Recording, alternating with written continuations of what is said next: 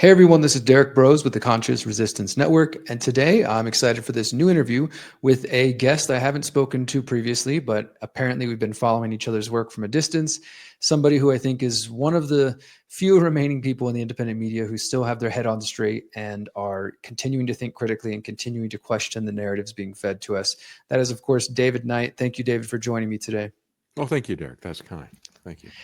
Yeah, I mean, we'll get into more of that of just kind of taking a scope of independent media. But before we get into current events, I'd love to learn more about your background. I mean, I know of you through the work you did at Infowars, but could you share more about your background in independent media and journalism, whatever else you'd like to share? Sure. Yeah, I didn't start out that way. I started out with a degree in engineering, did that for about 7 years, and then thought that I would use a video retail store. This is back in 1987. I thought it'd be a great place for me to come up with a piece of software that I could sell. And so I started putting that together, and we set up a video store that's going to be kind of a test bed for it. And what happened was they started releasing all the catalog stuff. They just had a Supreme Court decision that said that they couldn't sue people for renting stuff after they had bought it. And so that opened up the floodgates, and they decided at that point that if you can't beat them in the Supreme Court, you can join them. And so for a few years, they opened everything up, and the business took off so fast that we just focused on doing software for our own business rather than going with some software that we're going to have to support. I knew that was going to be a hassle. It was difficult to get people to even think about a graphics user interface back in those days, if you can imagine such a thing. People look at the mouse and say, what is that? Where's the function keys? That type of thing. Because I did it on a Mac, and so that was a different thing. That was kind of a point of resistance for everybody. It's like, well, I don't understand, where are the other colors on this and all the rest of the stuff. But anyway, so I did that for a few years. And while I was in that, I started getting into video editing. And then when we sold the business, I got into contests and started doing video production contests. I became a media fellow for a group called the American Tradition Institute. That was in the early days. We were fighting Michael Mann and the climate change nonsense. We were trying to get his data out of his tightly clenched hands. He was involved in the ClimateGate stuff, if you remember that, out of the University of East Anglia in the UK.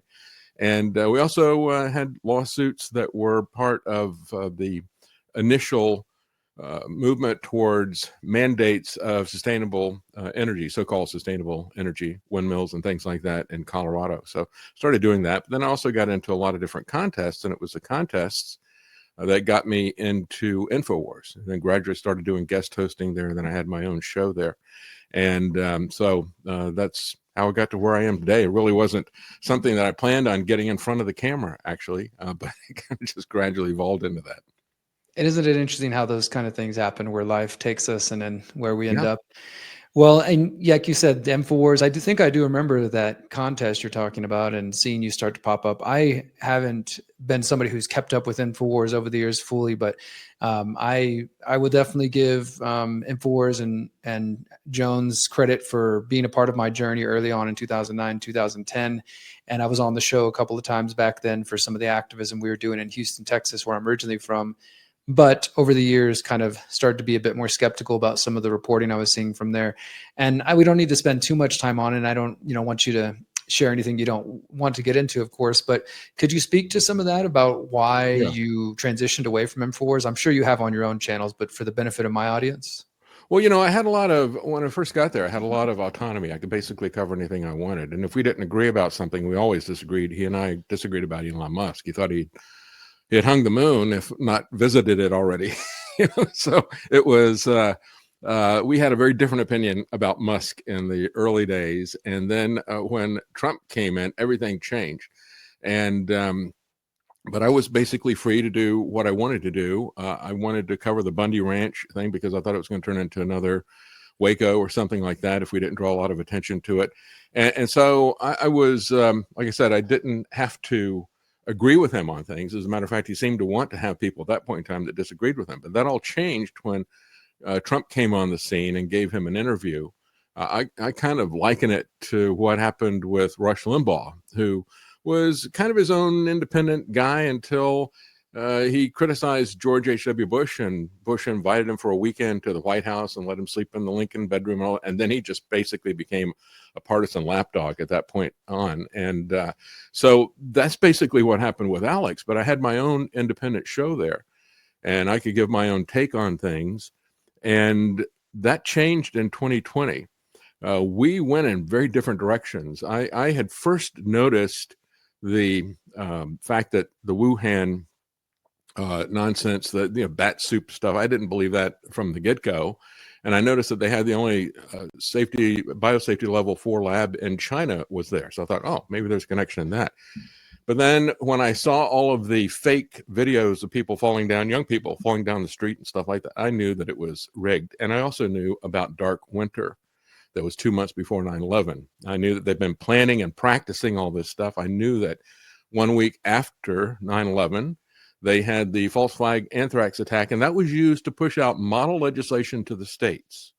And then they practiced it for 20 years. And of course, the feds don't like to have a 10th Amendment challenge to what they're doing. Typically, the way that they get everybody to do what they want to do is by cutting them a check or taking away the money. So they usually do it by bribery or by blackmail. So I could see that that was coming. It was right down the path, especially when they would start talking about the mask doesn't protect you, it protects other people. It's like, that's the same lie that they've sold with the vaccine. And so as I was doing that, Alex and Mike Adams were pushing storable food. Now, I don't have a problem with storable food, especially if Trump is going to shut down the supply chains and keep stuff from getting on the grocery store shelves. But they were pushing fear so they could sell food. And I didn't agree with that. And so we kept going in different directions. And finally, when all the stuff happened with the rigged election that Trump said, and of course, part of it, the biggest part of it that was rigged was the vote by mail stuff. And he's the one who was responsible for that. And a lot of people were saying that that was exactly what was going to happen. There's going to add a whole nother dimension of potential corruption, just as the machines had and many other things that they had done. Voting by mail was going to add a lot of corruption. But when all of that stuff started, and it was only 2 days after the election that Steve Pieczenik went on with Owen Schroyer, and they talked about the sting. Do you remember that? They said, well, it's actually a sting, and we put out pre-printed blockchain watermarked ballots. Just throw out a bunch of buzzwords that don't make any sense together. And we've already got 20,000 National Guard that are out there ready to round up people who have rigged this election. And so I immediately got on social media and I pushed back against that, and I pushed back against it the next day. And I mean, we really hit our loggerheads over all this nonsense about the election, and especially about Stop the Steal. And so it came to a head when it was Monday, December the 14th, when the Electoral College votes were phoned in. And they had not been able to get any court cases to hear anything. They couldn't show any evidence of any corruption. And they did not go to any of the state legislatures and try to get a second group of Electoral College to go there to get somebody to authenticate that. Could have been a fight between the Board of Elections, which is under the governors, and the legislature. They could have taken that as a test case, but they didn't do any of that stuff. And so I said on that Monday, I said, folks, it's over. Here's what they could have done. Here's what they didn't do. They didn't prove any of this thing. They didn't even take it to the legislature. So I said, it's over. The Stop the Steal stuff is nothing but a grift. And so Alex was part of the Stop the Steal. And I was also warning people that it was going to be an entrapment. I said, don't go January the 6th. And I did it all the way up to January the 6th. But I was fired from Infowars that Thursday, and then I started the program the following Monday, and so I've been broadcasting independently since then. And on January the 6th, it was Wednesday, and I said, they'd had the runoff elections in Georgia. They had two Senate races there. Both of those were lost by the Republicans. So I said, so the Republicans just turned this over to the Democrats because they didn't want to fix the elections. And I said, whatever you do, don't go this morning. I said, it's a trap. It's going to be agent provocateurs and all the rest of this stuff. And it was even worse than I had anticipated. It got even bigger than I thought. And they not only came after those poor people and weaponized it, and I feel sorry for them, even though they've been duped. Now, I've had a lot of J6ers who were pardoned and got out of prison. I've had a lot of them on the program because I think what was done to them was an absolute travesty. But they're still deluded into thinking that somehow Trump was on their side. He threw them under the bus. It was unbelievable what he did to his own supporters. It was, I think, nearly as bad as what Biden did to them. You know, I forgot about that whole thing about we've got the ballots marked and this and that whole conspiracy theory they were floating. I remember that one, though, among many other claims. And I want to get back to that with you. Let me just say, that was huge. That he got 4 million views with that. And even Rush Limbaugh talked about it. And the wife of Clarence Thomas sent a message to Mark Meadows, who was the chief of staff for Trump, and said, "Is this true? I certainly hope this is true." Well, there's no way that any of that could have been true. Not at all. They don't. The federal government doesn't print the ballots, and they didn't have quantum computing and all the rest of the stuff that there were these wild claims that were being made by Steve Pieczenik, and he's one of the best evidences that Alex is controlled by the CIA, is Steve Pieczenik. He was a guy who was involved with Henry Kissinger in Operation Gladio and the assassination, actually the murder. He was kidnapped and then murdered of Aldo Moro, the Italian prime minister. So let's talk about that then. I mean, is that where you kind of are these days? If you come to suspect, like many people, for numerous reasons, including Alex's associations, that whether he was from the beginning or was co-opted later, what are your thoughts on that? Or is he just somebody who is, like, again, many suspect, just sort of a victim of his own ego? Where do you stand on that? I think looking back, that's been the case for a long time. I mean, how many people do you know that have CIA members in their family? And I mean, it's when you get CIA members in your family and you openly talk about it, it's not a secret. That's kind of a red flag. And so there were a lot of red flags like that over the years. There were people like Steve Pieczenik and Anthony Schaefer and a bunch of other people Anthony Schaefer was another one of these people who jumped in on that. So there was a lot of indications and stuff like that. But as I said, I'd been given independence to say what I wanted, and it was a large platform. And as long as I was not told that I couldn't say this and couldn't say that, I thought, well, I would work for CNN if they would give me a platform. I don't think I'd last too long there either. But, it's if I can get to people and if I tell them what I believe is true, I don't really care about the platform. And I'm not one of these partisan guys or people who say, well, if it's on such and such a thing, don't believe it at all. Anybody can possibly have some truth that comes out. I mean, we even had Ron Wyden who gave us the truth about James Clapper and the spying program. So, you've got an opportunity always to have something come out that is true. So we ought to always evaluate everything on its merits, not get into some kind of a partisan tribalism and discount anything. I'm always open to that. That's, I guess, what is confusing for many people, because so many people, even myself, who can give Alex credit for some of his work early on, because I can say even before he really broke to the level he is now, back in Texas, having grown up in Texas, having been involved in Texas activism, I knew about Alex Jones before he was kind of a nationally known figure.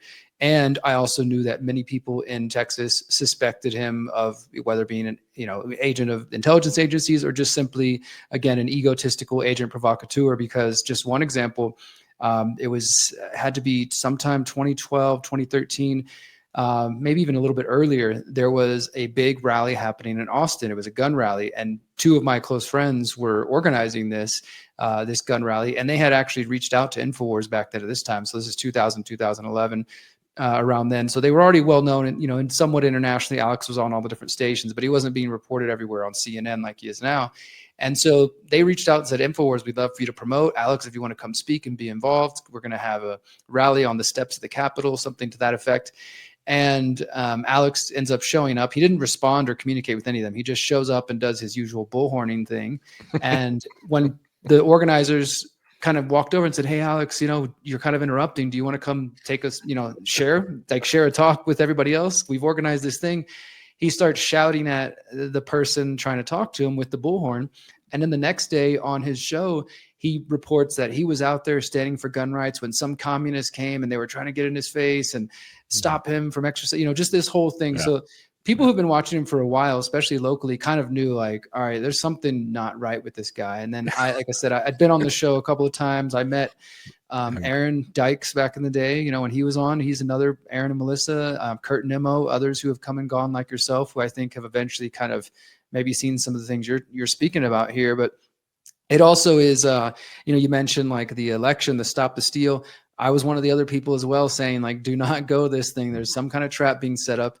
I want to get a little deeper into that because, as you said, there's still people, even J6ers, who may have their feelings about like, we were prosecuted wrongly by the Biden administration, who still can't see how Trump played a role in the whole thing. And, I look at, was it Sidney Powell and so many others? I mean, there were so many people making money off this situation. And what is your general assessment of it? Because I tend to agree with what you were saying a moment ago. I mean, I think all the elections are rigged for the most part. They've had electronic voting machines. I think there's probably some screwy stuff that goes on every time. But what I found telling is that every single case that the Stop the Steal movement, and so many people made a lot of money raising millions of dollars off this, trying to fight it, that all the cases were thrown out. And of course, you could just argue, well, that's the deep state, corrupt judges, et cetera. But it seemed like at least the angles that they were trying to bring it, as you were kind of mentioning a moment ago, were just destined to fail from the beginning. Like how much of that movement do you think was truly trying to get accountability, and others was just people capitalizing on, people who are disenfranchised? I think there were some people who were sincere in it. I would put Mike Lindell, the My Pillow guy, in it. I think he's paid a big price, and I think he sincerely believes this stuff, and I think he hasn't got a clue about what's going on. But most of the other people, whether you're talking about Alex or Roger Stone, I mean, Roger Stone, he had a documentary team following him around, basically showing what he was doing. And at one point he said, this is going to be great. We're going to raise so much money off of this. It's going to be like falling off a log. I mean, it was about the money for these people. You look at Trump, he made like $250 million with this Save America thing. And so it was, the whole thing was a publicity grift. And I think that a lot of people got taken in by it and got hurt by it. And I feel sorry for them. And I feel sorry for them because they still don't understand what's going on. Just like we see this last week, as he does this ill thought out trade war thing and then drops it at the last minute. And all the people who were cheering it and saying, that's absolutely necessary, we got to save the country, they don't care that he stopped it for 90 days. They don't care about the damage that happened. And they want to tell you that it was all a plan. It's just, no matter what happens, it's like it is a cult. And these people have attached themselves to a personality. I first saw that with Obama. And I thought, wow, this is really dangerous. But now you see it on the conservative side. And it's dangerous whichever side does it, because they don't really care about what's happening. I mean, is it a great thing? All these people who have always opposed the Federal Reserve for, amongst other things, manipulating the economy with interest rates and things like that. One guy can basically go out and make these pronouncements, and people are hanging on everything that he has to say. And now Trump is doing that even more independently than Powell. You could argue that there's some feedback within the Federal Reserve about how they do this. They keep the sauce kind of secret. But with Trump, it's just him doing it. So is that a good thing? Is it a good thing that we have the presidents just do this arbitrarily with a fake emergency? And that's the issue. These people don't pay any attention to all the stuff that supposedly they thought was important on the conservative side. Taxes. You want to have, when you look at the form of taxation, that's one thing. But are you going to start stacking taxes, which is what this is really set up to do, to keep the income tax, to put this on top of it? It's not a replacement. It's not a reform. It's an addition. And so when you look at that kind of stuff, and you look at the fact these people who say that they care about, whatever the typical things are for conservatives, they really don't. It's just really become a personality cult. And so I think that's a very dangerous thing. But going back to Alex, what you're describing there at the event, that is one part of his personality. Now, that has been one of the things I think that's made him successful, is that he comes in and he pushes, and he's loud, and he becomes a controversial lightning rod and all that kind of stuff. And he's a master at self-promotion. But he's also controlled by these people who have an agenda. And part of it too is he's desperate to be on media and to be in front of the cameras and that type of thing. So all of these things are aspects of it. They're all facets of what he does, and they're all things that help make him successful. But yeah, he is absolutely all narcissist like Trump is, and so he wants to be there in front of the cameras, and but he's also got some people in the back that are controlling him. Same thing with Trump, I believe.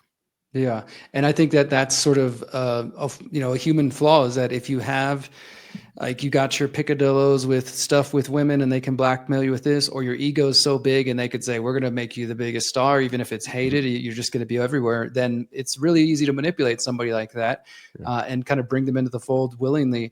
Now, you said something a moment ago, David, that I think is just so important, and it's the lack of principles. I'm only 40 years old. I started paying attention to these things loosely in 2003, 17 years old, watching 9/11 for the first month or so. I was, cheering on bombing Saddam. Then I became very anti-Bush. And the only time I ever voted in my life was 2004. I voted for John Kerry because I was still in that left-right paradigm and figured, well, if this guy's all about war, then I guess the other side's the answer. But it didn't take, a few years after that, especially, watching Obama. I was actually interesting. You mentioned Obama. I was watching some of his old speeches last night, and just how well spoken he was and how well they fooled so many millions of people, because this guy was able to come in and say, we're going to undo all of this horrible thing that Bush has done. We're going to get back to the Constitution. We're going to end the spying and the war and everything else. And then immediately making excuses, and the people following them making excuses. And this practice has just unfortunately continued on now.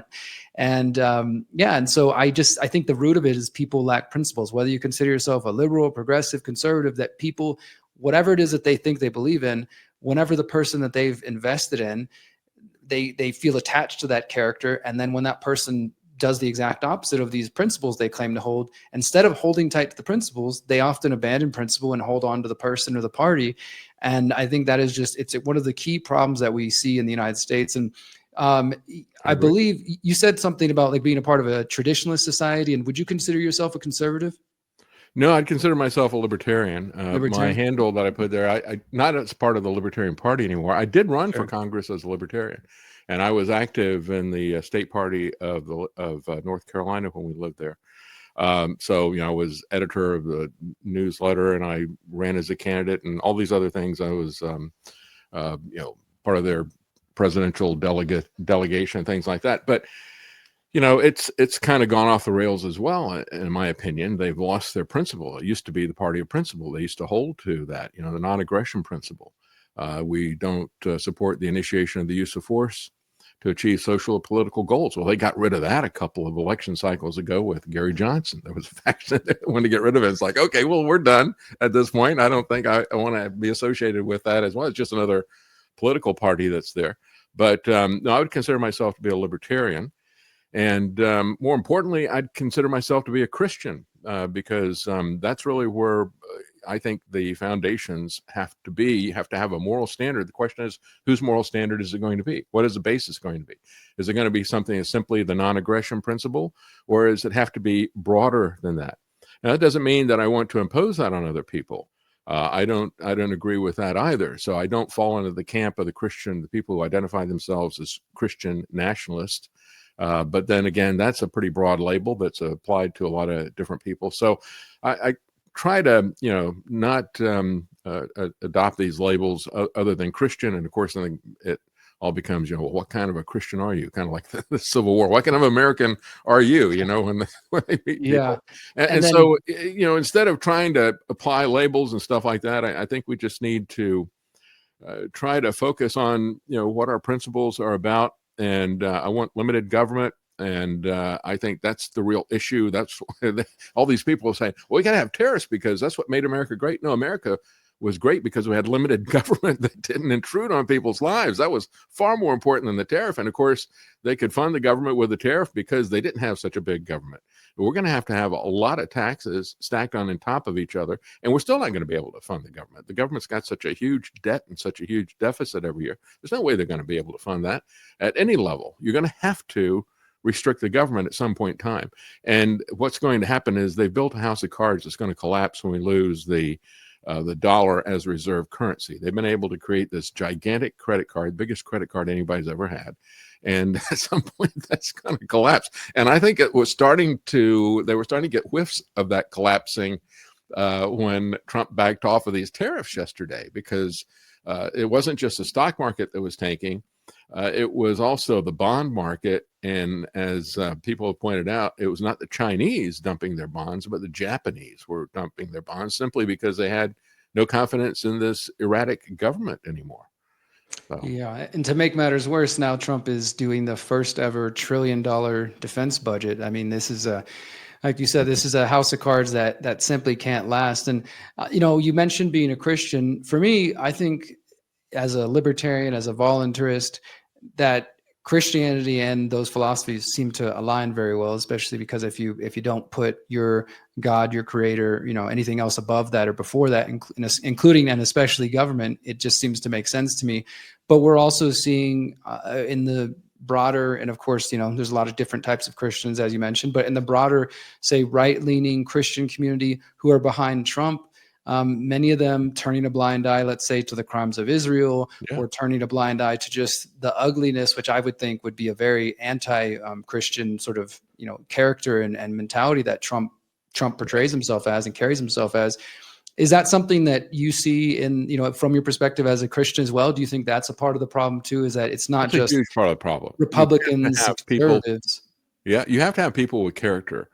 And I said this about Trump. I said, and I had said it privately, but I said it publicly when he said, well, fortunately, I can do gun control myself, with the bump stock. Now, that wasn't important, but the principle was very important. The bump stock itself wasn't important, but the principle was very, very important.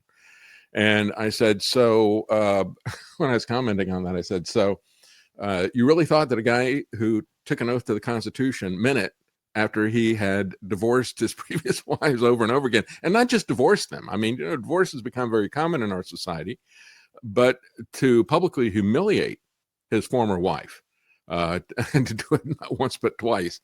And so that is a whole new level of no character. and we've seen that from Donald Trump. Was famous for that. And even in the 90s, when we had our video stores, there was a movie that came out called First Wives Club. And they did that in response to the way that he had treated his first wife. And so he's been kind of notorious about all that kind of stuff from the very beginning. And I don't believe that somebody who will treat the person who's closest to him, he's not going to obey the Constitution. And this is something that is very dangerous. This is one of the things about totalitarian societies that you see, or any society, but especially the totalitarian societies. It's very clear they want to be God. They think they're God. They want to be omnipotent. They want to know everything about you, omniscience, and they want to be everywhere in your life. And now they've got the technology to make that happen, which is really scary. But you can see that with all the different communist or fascist or all these different stripes of totalitarianism. You can see these people think of themselves and act like they are God. You can see it with technocracy and the technocrats and so forth. And so that's a key thing. I think that everybody gets very scared if somebody says, well, I'm a Christian, I've got Christian beliefs.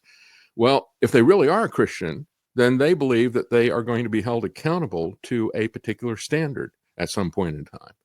And these people who think that they are God don't believe that they're ever going to be held accountable. And if they've got a lot of power as a leader of a country, in most cases, they're right. They're not going to be held accountable to somebody. So then all restraints are off of those people. And I think that's one of the reasons why I think that character is extremely important. The character, I think, is really, again, it's the key issue, the character of a person, the principles. And I mean, I'm constantly astounded every time I see some new move from Trump or RFK or Musk that is literally mirroring the image that many of us have been fighting for decades now.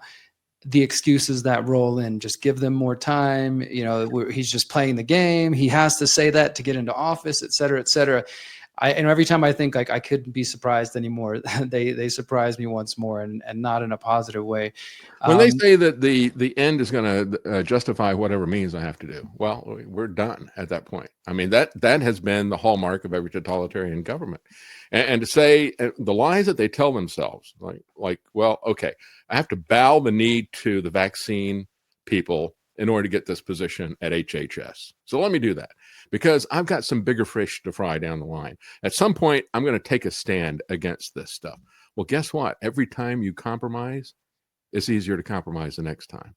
And you keep telling yourself that there's going to be some point at which there's going to be a hill I'm going to die on. But no, they start down this path of cowardice, and they keep making that cowardly decision every time it comes up again. Yeah, I mean, just last night, just in the last 24 hours, RFK said for now, I think the third or fourth time, people should go get the measles vaccine. And I was told whenever I was sharing clips of his confirmation hearing, which I think that there's just despite all the social media and everybody seemingly paying attention, there does seem like there's still so much that people miss out on or choose not to pay attention to, with Trump, with Jones, with RFK and others. Mm-hmm. And in his own confirmation hearings, RFK said, yes, I do support the childhood vaccine schedule. Yes, I support the MMR vaccine. That to me was right. It's like this guy's been writing about this, talking about this for years. And I was again told by people, well, look, he's just playing the game. You don't understand politics. He has to say that to get in there. Okay, fair enough. Fine. Well, now he's in there and they've got pretty much control of everything. Why wouldn't he come out boldly and say, look, we're going to go ahead and expose everything that we know, because I know the science, because I've been writing about it and talking about it. And instead, I'm just constantly told he has to protect himself and he's afraid that, he's going to be the third Kennedy to be assassinated. Sure, maybe, I guess so. But it just, to me, overall points, like you said, the compromise after compromise after compromise. And then before you know, people look around and it's not the same person again. And I just don't understand. And maybe it's just my own naivete being, kind of young on this journey, that humans, like when I was younger, I guess I looked up and I thought that people were more principled, as a young kid looking up at adults and thinking you like, okay, I've been told that, like, hey, you Derrick, you're supposed to not lie and you do, stand by your word and these sort of things. And I remember my mother, telling me at a young age, I don't care if a pastor or a priest or a principal or a cop or anybody tells you to do something. If you know it's wrong, don't do it. I won't be angry with you. And that stuck with me since I was a young child. And I guess that's something that I really took to heart, only to find out later that it doesn't seem like much of the world has those same kind of values. And that's not trying to boost myself up. I thought, and I know that other people are capable of this, but it is, disheartening every time to see people who I know are good people in many ways continue to allow themselves to be dragged down by this machine. And I think that's what it's really about, whether you think about it from a spiritual perspective or otherwise, that you're participating in this evil and you're being pulled into it every time you make an excuse for these people, every time you compromise yourself to be a part of that party or to be a part of the team or whatever it is. It's definitely disheartening, but it's like an addiction. You can have a drug addiction, you can have a sexual addiction. And one of the things that I think, the problem that the general public has, ordinary people who live there late, they work, they've got families and so forth. And they can't believe that anybody could be evil enough to do fill in the blank. Right. And yet there are people who are evil enough to do that. I mean, we can't understand a serial killer who wants to go on the top of a building and start shooting innocent people. I can't understand the tranny killer in Nashville who could walk into a school, look a 9-year-old kid in the face and shoot that kid in the face. I just can't believe that. But there's evil out there that you cannot imagine.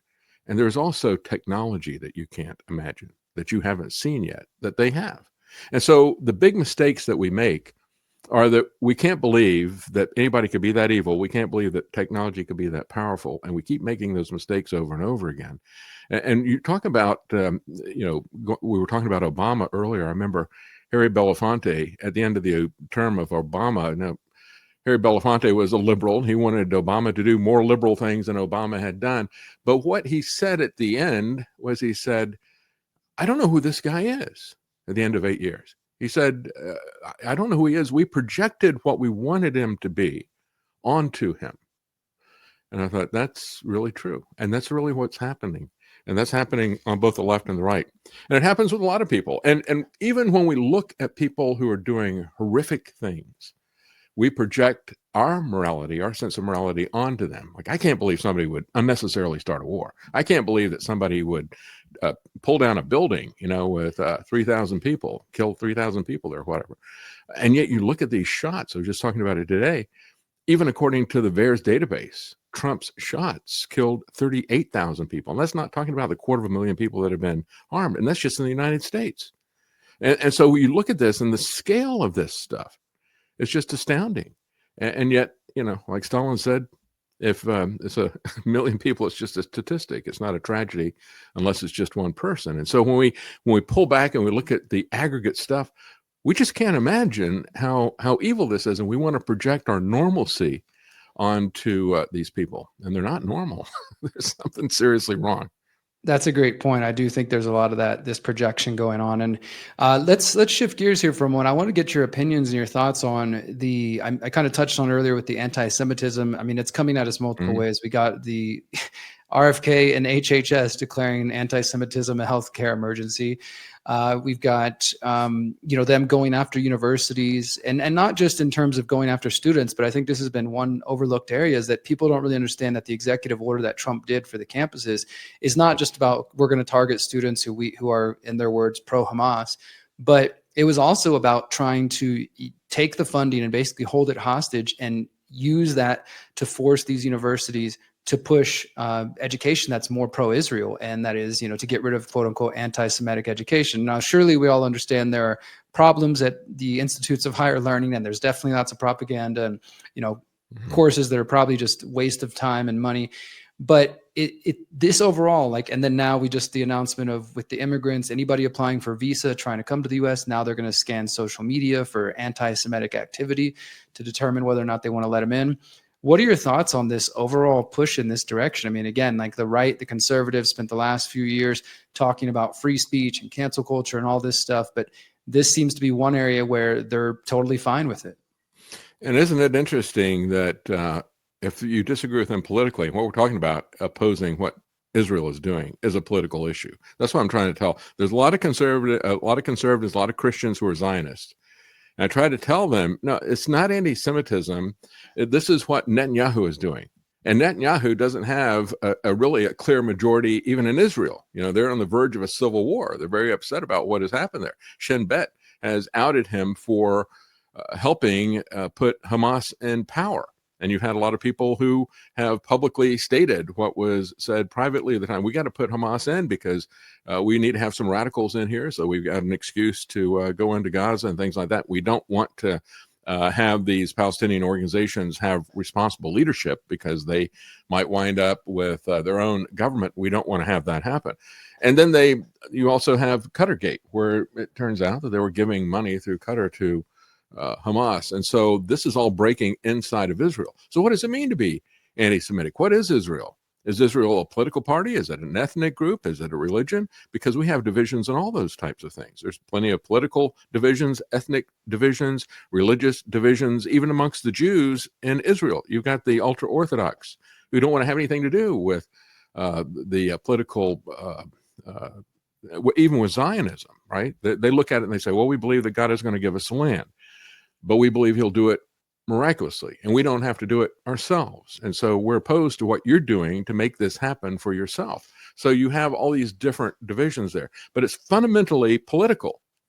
And that's the thing that really bothers me, is that what Trump is saying, because he's owned by these people, because he's bought by them, and that's a matter of public record. And he's even said it, Israel used to own Congress, and rightfully so, he said. Well, they certainly do own him, and I think Congress as well now. But when you look at what is being done in terms of coming after the First Amendment, well, that's war, in my opinion. That is what they only have. The Constitution has been completely shredded and burned to bits, okay? Nevertheless, they still swear to uphold it as a condition of their office. And so the key thing, and one of the reasons why I talk about the Constitution, first of all, I think it had a lot of very good things in it, especially, though, the Bill of Rights, which is what they're coming after. But it also tells us that if these people are going to violate their oath to the Constitution, they don't have any legitimate authority. And so I think that's an important thing for us to understand, how illegitimate they are. But it bothers me to no degree to not only see our politicians thumb their nose at the First Amendment, free speech, and that type of thing, but then to do it at the behest of a foreign government, and to do it for political purposes, and to do it for purposes of getting the land, and on and on. And so, yeah, that bothers me a great deal. And I think when we look at where they're going with this, it is, as soon as you criticize them politically, what did Ben Shapiro and the other people who are Zionists, what did they do? They played the racism card. Isn't that exactly what the left has done? If you disagree with their policies or what they want to do, immediately they would call you racist. Well, that's what these people are doing when they label people anti-Semitic. It's not anti-Semitic to criticize a government's policy or to criticize the murder of civilians. And that's a key thing as well that I try to stress on my show to Christians, and that is, what makes a war justified if it's justified? I mean, certainly we have a right to defend ourselves as individuals, and I would say we have a right to defend ourselves collectively. But in order for it to be justified, going back to Augustine, he started creating the theory of a justified war and say, okay, you've got a right to self-defense, but only if you are attacked first, and only if you try to minimize and limit the violence, try to not target civilians, and if you cease doing it when it is no longer, a winnable thing, or you don't get into it if there's no chance of success or whatever, even defending things. So there's a lot of different moral issues that are completely ignored. And these, by the way, are the same moral issues that we have if somebody breaks into your home. If they're coming at you, you have a right to defend yourself, even lethally, right? But if they've grabbed your television set and they're running out the door, you don't have a right to shoot them in the back at that point, because now you're not at threat for your life. And so there's a proportionality involved there. But since World War II, we have deliberately targeted civilian populations. The U.S. has initiated wars over and over again without being attacked. And so all of this stuff, all of these principles are ignored, but they're principles that are important, and we need to keep talking about them, and we need to try to see if we can bring them back. Yeah, absolutely. You mentioned Christians being Zionist as well as others. I mean, obviously any person can be a Zionist, but I always find it particularly interesting, the Christians and those who are followers of Christ and the Bible, this is an argument I've heard, you may have heard it, and I'd love to just get your thoughts on it, that they equate the biblical or historical Israel with the current Israel. And so thus God said, these are the chosen people, we need to protect and defend them at all costs. So, stand by Israel, wave the flag, no matter what they do, because the Bible said so. What are your thoughts on that sort of argument? Well, that goes back to, that was not the position of Christianity for thousands of years, but it goes back to the early 1800s. There was a group that came up with a new theology, dispensationalism, and it was popularized in the late 1800s by a guy named Scofield, who published a Bible with his commentaries there. And it's in those commentaries where he came up with that idea. And he had some Jewish backers, interestingly enough. They could see how that was going to work to the advantage of people who wanted to go back and physically take over the land that had been Israel's in the past. And that's what we mean by Zionists, the people that wanted to go back and reoccupy that land. And so that has really held sway through the 20th century.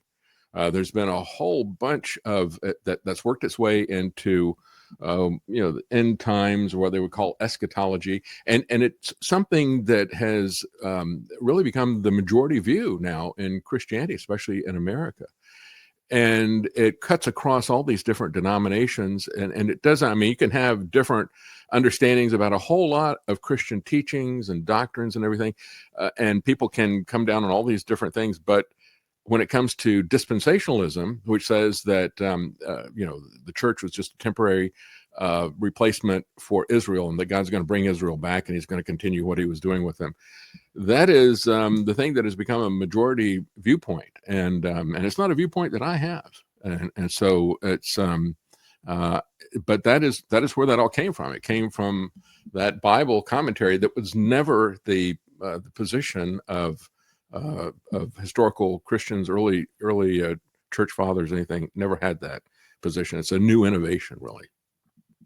Wow, that's interesting. Yeah, I wasn't familiar with that, but I definitely, having grown up in a Christian family, which thankfully is not very political, so I don't have to hear about this too much, but having plenty of Christian friends who have obviously see the problems with Israel and have tried to broach that conversation and always get pushed back and say, well, the Bible, God said this, etc. So I appreciate that elaboration. Well, and it's become a big thing in the late 1800s, early 20th century.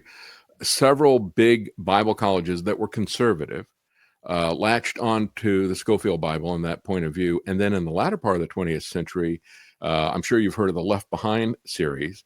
That got very, very popular, and that was coming from that position. And so a lot of people are fascinated with how they think the world is going to end, and they kind of major on that.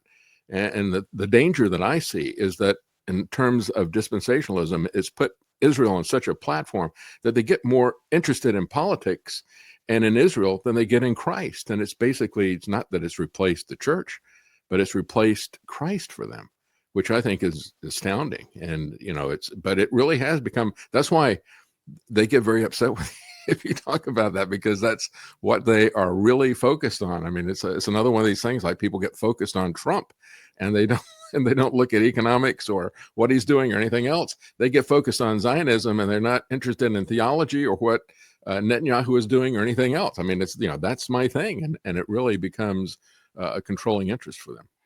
Absolutely. And it's, part of the cult of personality that we see. It's kind of all wrapped up in there. You mentioned Trump being controlled, of course, Miriam Adelson and others. Mhm. I feel like we could talk for hours, David, and I would love to have you back on another time to continue this conversation. As we wrap up here, what is your, I don't want to say predictions, but your general feeling? We're still early in 2025. It's April now, and markets are up and down, and the tariffs are coming in, and we're starting to, all the anti-Semitism and the crazy things and push for war with Iran. What's your general sentiment about where this year is headed for the first year of Trump being back in the White House? I think there will be war with Iran, and I hope I'm wrong about that. But they keep pushing in that direction. Remember that Trump assassinated Soleimani, the number 2, I guess he was, in Iran at one point in time. But I think where this is running, you look at the stuff that Trump is doing, and it's on again, it's off again. It's this circus of chaos, and it's misdirection to keep people away from what he's really working on.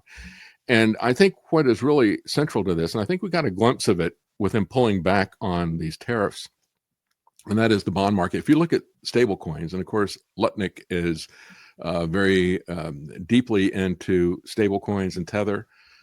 They hold a lot of the bonds for them, and stable coin, they say it's not a coin, and it is attached to the dollar, which I don't know how that makes it stable, but it's attached to a fiat currency.